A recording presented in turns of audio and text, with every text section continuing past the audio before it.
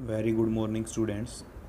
आज हम अपनी लास्ट एक्सरसाइज आपके सिलेबस की ग्रीन्स थ्योरम्स और स्टोक्स थ्योरम 6.2 इसमें दो थ्योरम आएंगी। फर्स्ट ग्रीन थ्योरम क्या कहती है? ग्रीन थ्योरम आपकी statement if phi and psi are two scalar point function having continuous second order derivative in a region V bounded by a closed surface S, then triple integration V phi del square psi minus psi del square phi d किसके equal होगा? Surface integral के phi del psi minus psi del phi dot n d s. तो ये आपकी green theorem है कि phi और साई आपके पास दो स्केलर पॉइंट फंक्शन है, having continuous second order derivative in region V, bounded है किसी क्लोज सरफेस से, तो वॉल्यूम इंटीग्रल इसका किसके बराबर होता है? सरफेस इंटीग्रल के।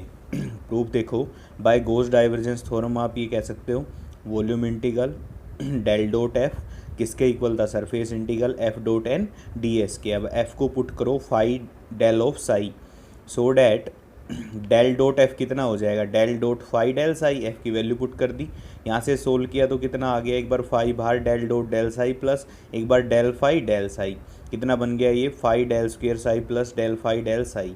अब now f dot n find किया, क्योंकि इधर वाला पार्ट अगर फाइंड कर लिया, अब हमें इधर वाला पार्ट फाइंड करना है। एफ डॉट एन कितना हो जाएगा? Phi del psi dot n. इन दोनों की वैल्यू किस में यूज करो? Using it and 2 in 1 we get. अपने पास क्या आ जाएगा? इसमें वैल्यू यूज कर दो दोनों की दोनों, तो क्या आ गया? इधर ये वैल्यू आ गई equal to surface integral phi del psi dot n d s. Again starting as about the interchanging phi and psi. अब हमें रोल इंटरचेंज करना है किसका? फाई और साई का।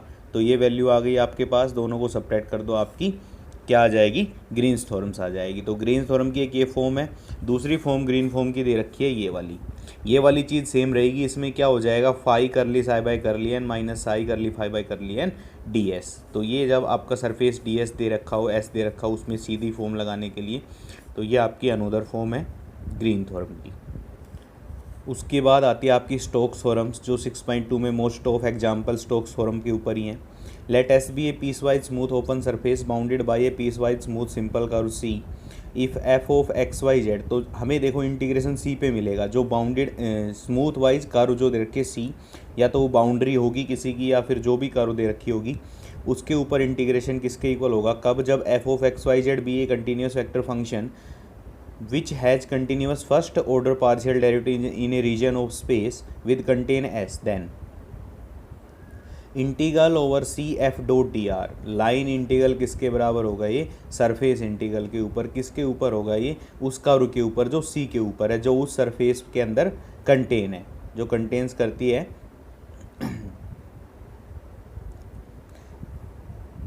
तो ये आ गया आपका where n is the unit normal vector at any point of S and C is transferred in positive direction. तो ये आपका स्टोक्स थ्योरम है।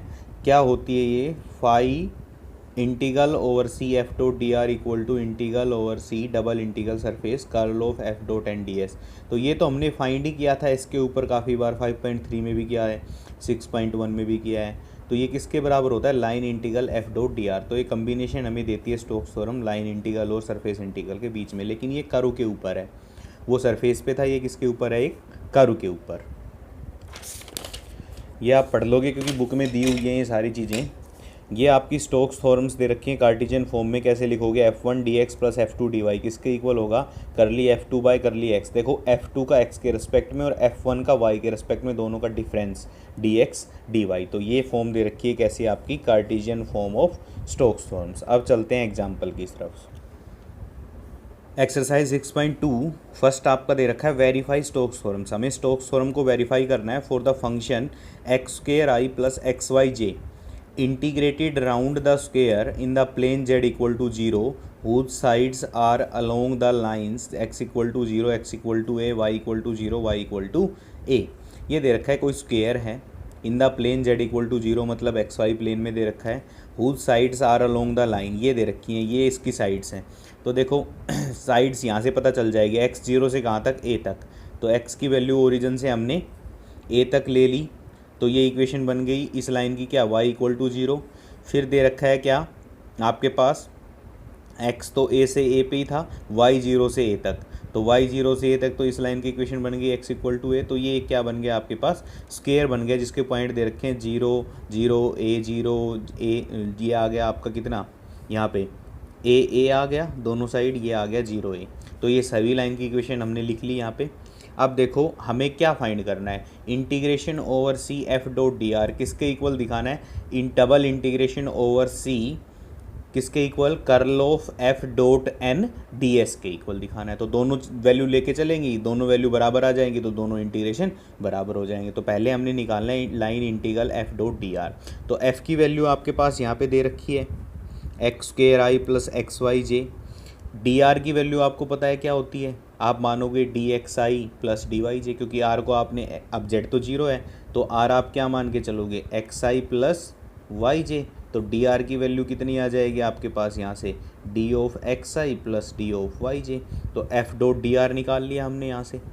एफ डॉट डी आर निकालने के बाद हमने integration over C F dot d r किया। अब देखो ये लाइन इंटीग्रल है तो हर लाइन के अलोंग इंटीग्रेशन निकाल लेंगे आप। तो क्या आ गया, integration over C F dot d r की वैल्यू रख दी। तो पहले हमने निकाला ओ से ए के कोरोस्पोंडिंग, यहाँ पे मैं पॉइंट लिख देता हूँ सारे, ये आपका ओ है, ये आपका ए है, ये आपका बी है, ये आपका सी है। तो ओ से ए के ऊपर आपको पता है y इक्वल टू 0 है, तो डी वाई भी कितना हो जाएगा, 0 हो जाएगा। ओ से ए पे, फिर ए से बी पे, बी से सी पे, फिर सी से वापस ओ पे, चारों पे इंटीग्रेशन लिख लिया, तभी तो लाइन इंटीग्रल निकलेगा ना। इस कर्व के ऊपर, सारी कर्व के ऊपर चारों पे, तो चारों पे अलग अलग इंटीग्रेशन निकाल लिया। तो अलोंग ओ ए लेके चलते हैं, क्या वैल्यू आती है। अलोंग ओ ए देखो y आपका 0 दिया हुआ है, जब y 0 है तो डी वाई भी कितना हो जाएगा, 0। ये सारे काम हम कर चुके हैं पहले वाले जो एक्सरसाइज थी आपकी 5.2 उसमें हमने यही किया था। y इक्वल टू 0 तो डी वाई इक्वल टू क्या हो जाएगा, 0। इंटीग्रेशन अलोंग ओ ए क्या बच जाएगा अब आपका, देखो ओ ए में डी वाई 0 तो ये ख़त्म, ये बचा एक्स स्क्वायर डी एक्स। तो एक्स स्क्वायर डी एक्स बच गया, इसकी इंटीग्रेशन की वैल्यू। अब लिमिट कहाँ से कहाँ तक आ जाएगी, एक्स की लिमिट आई, क्योंकि एक्स के अंदर इंटीग्रेशन है, तो कितना आ जाएगा 0 से ए। तो 0 से ए इंटीग्रेशन कितना आ गया, ए क्यूब बाई 3। इसके बाद चलते हैं along A B. Along A B देखो इक्वेशन क्या है, एक्स इक्वल टू ए, तो डी एक्स 0 हो जाएगा। अलोंग ए बी आपने इंटीग्रेशन निकाल लिया, इसके अंदर अलोंग ए बी आपने पुट किए दिया, एक्स को ए और डी एक्स को 0। तो ये तो ख़त्म हो गया, ये ए वाई डी वाई बच गया, ए वाई डी वाई का इंटीग्रेशन सोल्व कर लिया। सिमिलरली इसी तरह नेक्स्ट आप चलोगे, नेक्स्ट में अलोंग बी सी निकालना। अलोंग बी सी आपका y इक्वल टू ए दिया हुआ है, अलोंग बी सी आपका इंटीग्रेशन ये आ जाएगा। लिमिट का ध्यान रखना है, कहाँ से कहाँ जा रहे हो, बी सी जा रहे हो तो ए से 0। अब देखो सी ओ में आपका क्या हो जाएगा, ए से 0। हाँ सी ओ में क्या आएगा, ए से 0, y की लिमिट आएगी, y क्या है सी ओ के अंदर, ए से 0। तो सी ओ की निकाल ली वैल्यू, 0 आ गई, सारी वैल्यू 1 में पुट कर दी, इसके आंसर कितना आ गया, ए क्यूब बाई 2। तो ये तो एक पार्ट हुआ है। अभी हमने प्रूव करना है double integration C curl of F dot n d s, उसकी वैल्यू भी कितनी आनी चाहिए, ए क्यूब बाई 2। अगर ये आ गई तो आपकी Stokes theorem verify, otherwise Stokes theorem verify नहीं होगी। तो आप निकालो curl of f. Curl of F कितना हो गया, वाई के कर्ल ऑफ एफ निकाल लोगे ना, एफ दिया हुआ है, कर्ल ऑफ एफ निकाल लोगे डेल क्रॉस एफ करके, कितना आ गया, ये वाई के आएगा। Curl of F dot n d s लेना है अब हमें। देखो अब एक्स वाई प्लेन के अंदर है तो आपको पता है एन की वैल्यू क्या होती है, के होती है, 5.2 में बहुत बार किया है। एन की वैल्यू कितनी आएगी, के आएगी। तो curl of F dot n d s है, तो एन की वैल्यू के, तो एन की वैल्यू के रखी, यहाँ पे वाई के डॉट के कितना बन गया, y d x d y. अब ये एक्स वाई प्लेन में तो डी एस की वैल्यू क्या होती है, d x d y upon k dot k, n की value k, n dot k होता है, एन की वैल्यू के डॉट के। ये वैल्यू अब लिख दी हमने यहाँ पे, तो क्या आ गया ये ए क्यूब बाई 2। तो ये इक्वेशन और ये इक्वेशन दोनों से बराबर वैल्यू आई, तो ये दोनों वैल्यू बराबर, डेट इज स्टोक्स थ्योरम आपकी क्या हो गई, वेरीफाई हो गई। अब आ जाओ सेकंड क्वेश्चन पे, सेम क्वेश्चन है लगभग सारे ही। Verify Stokes theorem for f equal to y i plus z j plus x k, where S is the upper half surface of the sphere x square plus y square plus z square equal to 1 and C is its boundary. तो देखो सी क्या दे रखी है, जो अपर half surface है वो sphere का आधा सरफेस काट दिया और उसका जो ऊपर का हिस्सा बचेगा, एक सर्कल की बाउंड्री बचेगी। सर्कल की बाउंड्री की इक्वेशन में जेड इक्वल टू क्या हो जाएगा, 0, क्या बचेगी, x square plus y square equal to कितना, 1। तो लिख दो भाई। सर्कल की पैरामीट्रिक इक्वेशन लिखो, x इक्वल टू कितना cos of t, y equal to कितना sign of t and z equal to कितना 0। ये क्यों ज़रूरत पड़ी मैं अभी बता रहा हूँ। देखो पहले f डॉट डी आर निकाला आपने, अब f कुछ भी गिवन आपके पास दे रखा है कितना Y i plus z j plus x के। तो मैं बता रहा हूँ, 1 मिनट देखना अभी। f की वैल्यू रखी, f1 की वैल्यू y है, f2 की वैल्यू z है, f3 की वैल्यू x है। तो ये आ गया डॉट r की वैल्यू क्या हो जाएगी, डी आर की value D x i plus D Y J plus D Z के। अब देखो आपका z इक्वल टू 0 दिया हुआ है तो डी जेड भी 0 हो जाएगा, तो डी जेड तो 0 ही हो गया, तो ये तो ख़त्म ही हो गया। z 0 है तो ये भी वैल्यू ख़त्म हो गई। क्या बचा खाली y डॉट डी एक्स। तो y dot d x integration over c। देखो अब integration over c y dot d x दे रखा है। अब हमें पता है जो सर्कल होता है वो 0 से 2 पाई मूव करता है। ये इंटीग्रेशन की लिमिट तो आपको सभी को पता है, सर्कल जो होगा वो 0 से कितना चलेगा 2 पाई। लेकिन अब पुट किसके अंदर करेंगे, तो पैरामीट्रिक इक्वेशन के अंदर आप इसको सोल्व कर सकते हो। तब हमने पुट किया कि x equal to cos t और y इक्वल टू कितना साइन ऑफ टी। तो dx की वैल्यू निकाल ली और फिर हमने कर दिया पुट करते ही क्या आ गया आपका 0 से 2 पाई। अब ये इंटीग्रेशन की वैल्यू निकल के आ गई माइनस ऑफ पाई। तो वहाँ से इंटीग्रेशन आपका किसके अंदर आता, वेरिएबल के अंदर आता। तो इसलिए हमने पैरामीट्रिक इक्वेशन फाइंड की है। अब सेकंड पार्ट इसका कर्ल ऑफ एफ निकालोगे, कर्ल ऑफ एफ निकाल दिया हमने। कर्ल ऑफ एफ निकालने के बाद आप क्या करोगे, एन यूनिट वेक्टर निकालोगे। अब देखो यूनिट वेक्टर अब कैसा, अब सरफेस आपका गिवन है, अब सरफेस गिवन है तो सरफेस के अलोंग निकालोगे x square plus y square plus z square. तो कितना आ गया x square plus y square plus z square equal to ये हो गया। तो आपको पता है पहले वाली 5.2 में निकाला था डेल ऑफ सरफेस क्या होता है आपका नॉर्मल होता है, और यूनिट नॉर्मल क्या होगा, फिर जो आ गया वो वेक्टर अपॉन उसका मैग्नीट्यूड। तो ये वेक्टर आ गया। अब इसका n निकाल दिया, n निकाल के ये आ गया curl of f dot n निकाल लिया। अब इंटीग्रेशन पुट कर दिया। अब इंटीग्रेशन में फिर वही, अब लिमिट क्या पुट करें, तो फिर से स्फेरिकल कोऑर्डिनेट दे रखे हैं, पोलर स्फेरिकल कोऑर्डिनेट का यूज करो। x की वैल्यू लिखो, y की वैल्यू लिखो, z की लिखो, इंटीग्रेशन की वैल्यू पुट कर दो। फाई कितना हो जाएगा 0 से 2 पाई और थीटा कितना हो जाएगा 0 से पाई बाई 2। वैल्यू पुट कर दिया, आपका आंसर आ जाएगा माइनस ऑफ पाई। सिमिलरली ये थर्ड क्वेश्चन आपका यूजिंग स्टोक्स थ्योरम, इंटीग्रेशन ये फाइंड करना है। Taken round the positively oriented square with the vertices. ये वर्टिसेस दे रखे हैं तो हमने वर्टिसेस को मानते हुए सारे स्क्वायर फाइंड कर लिए। अब दो पॉइंट को मानते हुए हमने लाइन की इक्वेशन फाइंड कर ली यहाँ से। तो क्या आ गया, इस लाइन की इक्वेशन आ गई y equal to x minus 1, इस लाइन की इक्वेशन आ गई y equal to minus x plus 1। तो ये सारी इक्वेशन आ गई। देखो अब एक चीज़ यहाँ पे देखना, अब आपका क्या दे रखा है, देखो x y d x plus x y square d y, ये सोल्व कर दिया इन्होंने कितना एफ डॉट डी आर। ये दोनों को सोल्व करोगे ना तब ये वैल्यू आएगी। तो एफ़ की अलग करो, यहाँ से डी आर की अलग करो। तो ये बन गया एफ़, ये बन गया डी आर, तो ये बन गया एफ डॉट डी आर। तो एफ़ की वैल्यू ये आ गई। अब x Y i plus x Y square जे, सी दे रखी है बाउंड्री ऑफ द स्फीयर। अब हमें ये वेरीफाई करना है। तो क्या करोगे, कर्ल ऑफ एफ निकालोगे, कर्ल ऑफ एफ निकाल दोगे y square minus x in x y plane. आपको पता है एन किसके इक्वल हो जाएगा, k equal. Curl of F dot n निकाल दोगे, उसके बाद इंटीग्रेशन को सोल्व कर दोगे। इंटीग्रेशन को सोल्व करोगे लिमिट लेते हुए तो कितना आ जाएगा आपका। अब देखो अब आपको वेरीफाई नहीं करना है, सिर्फ आपने इवेलुएट करना है। तो आप डायरेक्ट ये वाला पार्ट निकाल दोगे, या फिर लाइन इंटीग्रल से भी सोल्व कर सकते हो। लाइन इंटीग्रल से भी किया आपने, इस वाले से भी सोल्व करते हो, दोनों से आंसर बराबर आएगा। तो आप अब आपकी मर्जी है कि ये वाला जो सरफेस 5.2 यूज़ कर रहे हो या 5.3 यूज़ कर रहे हो। अब आपकी मर्जी है 5.2 से निकालो चाहे 5.3 से निकालो, किसी से भी निकाल दो, इसका आंसर फाइंड कर दो। कितना आ गया आंसर आपका 1/3। सिमिलरली आपका फोर्थ क्वेश्चन दे रखा है, इसमें भी वही फॉर्म दे दी आपकी। एफ डॉट डी आर अलग अलग करोगे तो अब एफ़ की वैल्यू अलग बच जाएगी आपके पास, डी आर की वैल्यू अलग बच जाएगी। उसके बाद इंटीग्रेशन को सोल्व कर दो। एक्स की वैल्यू 0 से पाई ले लो, वाई की वैल्यू कितनी ले लो 0 से 2, जेड आपका 5 दिया हो तो जहाँ पे जेड है वहाँ पे आप क्या कर दोगे, पुट कर दोगे। देखो जेड आपका 5 दे रखा है तो डी जेड आपका 0 ही हो जाएगा। तो एफ़ आपका ये दे दिया, C is the boundary of the sphere, f dot d r निकाला तो curl of f, curl of f ये आ गया आपका। जेड इक्वल टू 5 है, मतलब lies in the plane z equal to 5 में। तो आप एन की वैल्यू निकालोगे यहाँ से इस इक्वेशन से, तो एन की वैल्यू कितनी आएगी, के आएगी। क्यों आएगी, क्योंकि डेल जेड आपका कितना बन गया 1 बन गया, 1 डॉट कितना आ गया के, और फिर के अपॉन के का मैग्नीट्यूड कितना होगा 1, तो कितना आ गया आपके पास, खाली के बच गया भाई। के अपॉन के कोफिशिएंट का मैग्नीट्यूड ना 1 का अंडर रूट स्क्वायर करोगे तो कितना आएगा 1, तो के बच गया। तो एन की वैल्यू कितनी आ गई, के आ गई। उसके बाद सोल्व कर दिया, इसको लिमिट पुट कर दी एक्स की 0 से पाई, आंसर आ गया सिंपल। तो 5th क्वेश्चन आपने खुद करना है। इसके बाद जो क्वेश्चन आएंगे वो आते हैं किस पे, ग्रीन्स थ्योरम पे।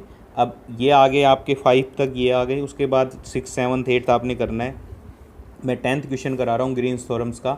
इवलेट by Green's theorems in the plane, ये आपका प्लेन दे रखा है। अब इसमें ग्रीन्स थ्योरम लगानी है आपको। ग्रीन्स थ्योरम क्या कहती है, F1 dx plus F2 dy किसके इक्वल, F2 का तो x के रेस्पेक्ट में, F1 का y के रेस्पेक्ट में, dx dy। अब ये आपके पास एक स्क्वायर दे दिया, स्क्वायर नहीं है सॉरी, ये दे रखा है आपके पास 0, 0 पॉइंट दे रखे, इनसे बना लिया हमने पाई ऑफ 0, पाई से पाई/2 एंड दिस रेक्टेंगल दी हुई है एक।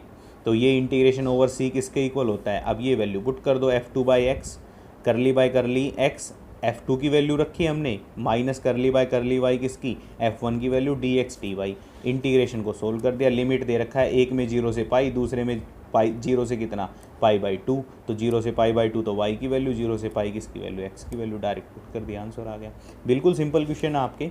इसी तरह ये वाला क्वेश्चन दिया हुआ है, सेम इस क्वेश्चन को भी आप सोल्व करोगे। 11th question, verifies Green's theorems, जो आपका प्लेन दे रखा है, इसमें ये पॉइंट्स दे रखे हैं। आप डायरेक्ट इसका क्या करोगे, इंटीग्रेशन कर दोगे,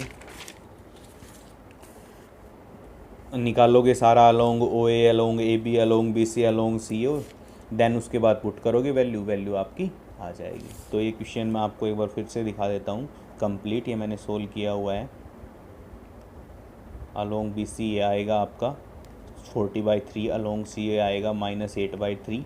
एंड नाउ आपने लास्ट टाइम आपने क्या कर दिया, इन सभी की वैल्यू क्या कर दी, पुट कर दी। तो 0 से 2 ये आ गया आपका 8/8 आंसर आ गया। तो ये आपकी ग्रीन्स थ्योरम और स्टोक्स थ्योरम है। आप 6.1 तक भी करोगे कंप्लीट तो कोई दिक्कत नहीं, इसीलिए मैंने थोड़ी शॉर्ट में कराई है। 6.2, 6.1 तक कंप्लीट कर लोगे तो भी आपका क्वेश्चन कंप्लीट आएगा आराम से। तो आपने क्या करना है, अब 6 चैप्टर, 5th चैप्टर या फिर वेक्टर कैलकुलस के जितने भी चैप्टर हैं उनमें अगर किसी भी बच्चे को कोई भी प्रॉब्लम हो तो आप मेरे पर्सनल अकाउंट पे क्या कर दोगे, शेयर कर दोगे। मैं उसको आपको सेंड करूँगा, उस प्रॉब्लम को सोल्व करके उसको समझा के आपको फॉरवर्ड कर दूँगा। तो जिस भी बच्चे को प्रॉब्लम हो ध्यान से पढ़ना। वेक्टर कैलकुलस एक आपका ईजी पड़ता है, ईजी इसलिए पड़ता है क्योंकि कम एक्सरसाइज है थोड़ी इसमें।